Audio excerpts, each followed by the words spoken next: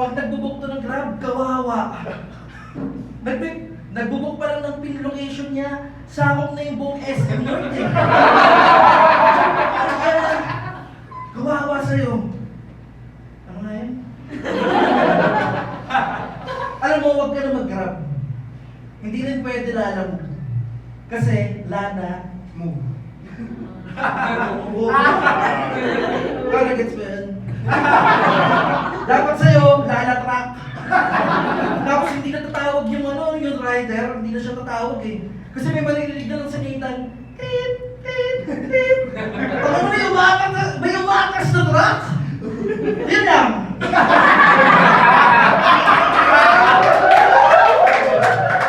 Alam mo na, Transportify tawag doon, bobo. Alam na, ito na.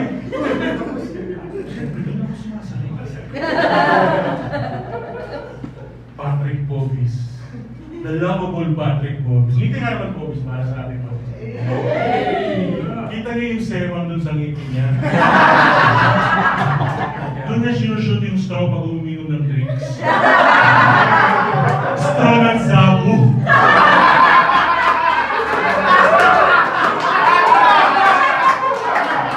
Tangi na ingit naman sa convenience ko.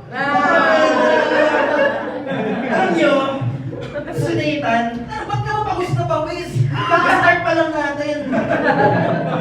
Alam mo, kawawa yung mga lamok dito. Pag tumadapo, namamatay agad eh.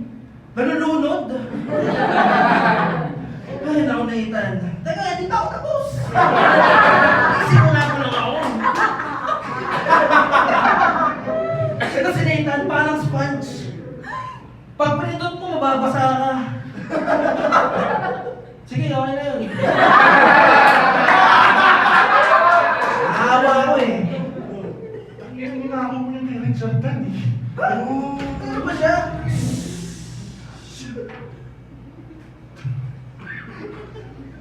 Itong si Bobis, kung hindi nyo alam po, isa po siyang architect.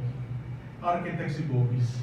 Si Bobis lang ang kilala kong architect na pag nag-design ng 2-floor na bahay, tangin na may elevator.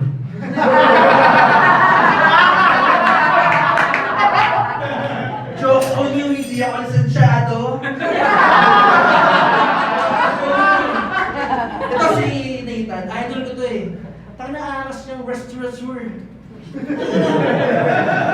Masyado kang nagbobobo sa Meshwe. Kawawa naman yung restaurant mong romantic baboy. Ay, hindi ba yun sa inyo? Bakit nakapangalan sa'yo?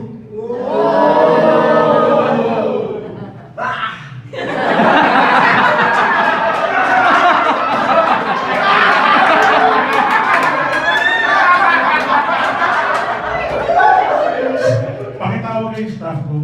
Bawasan ng pinggan yung ihaayo mamaya. Okay na,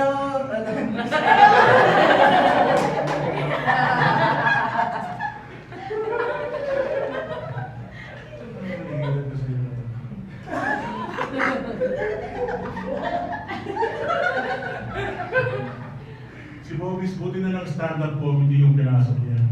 At hindi drag. Kasi si Bobis kung magsuot ng fishnet stocking, magmumukha na siyang Christmas ham.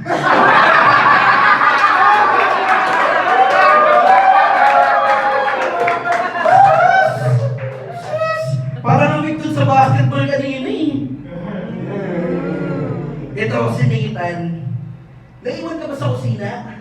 Ano, huwag ka na sumagot. Sure naman na oo. Alam niyo ba nung bata ko sa Nathan, nagsumbong yung nanay niya sa parents nila. Mom!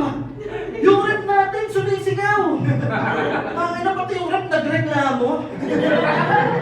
Ito si Nathan, kinakain yung hotdog. Hilaw pa. Nung pinagalitan, sabi niya, hindi, alam naman yung hotdog. Alam mo, pinagalitan ka kasi kumakain ka ng hilaw. Yun lang.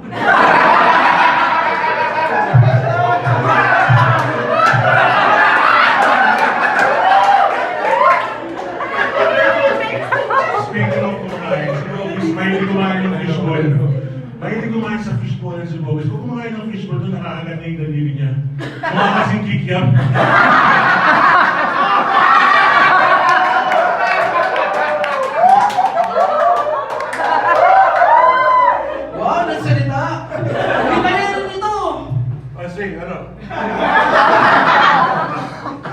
Tayo na. Gabi, mahawak ako. Teka, ano. Sige. Last round na ba ito? Taka na gusto ko ba eh. Last. Dahil sa Nathan guys, taka na sobrang bait ni Nathan. Taka pabawi lang. Gago, ako, tangina niya ha. Dahil sa Nathan, sobrang bait niyan. Lahat naman mag-a-agree, lahat ng kaibigan namin, lahat ng kakilala namin mag-a-agree. Maliban sa tuhod niya.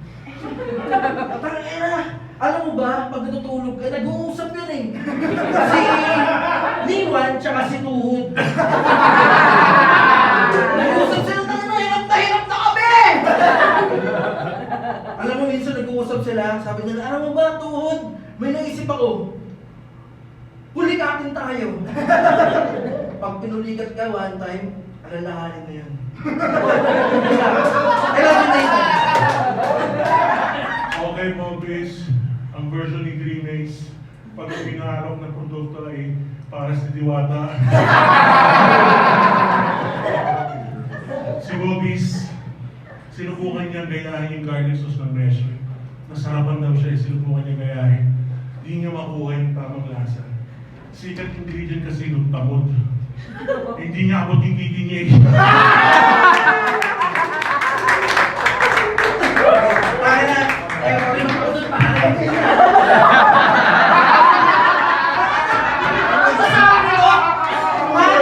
Tamod daw! Taka na, hindi yun sa'yo, sa kapatid mo yung tamod. Di mo naman eh.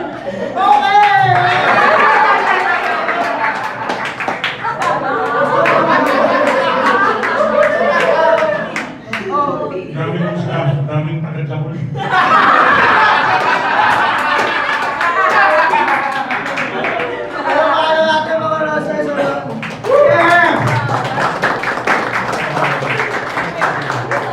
Alam niyo ba yung shawarma shop? Yun yung mararamdaman nila pag bago sila nakit sa puso. Oo guys, malamangan natin ang puso. Malamangan natin yung mga roasters natin.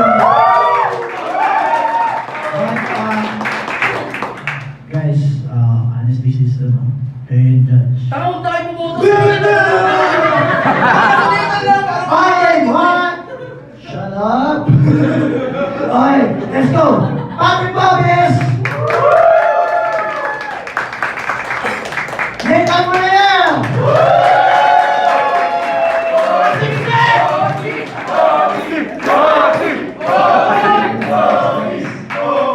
Hindi, yun lang sa palakpak yan eh. Panalo po si Nathan. Guys, Japan!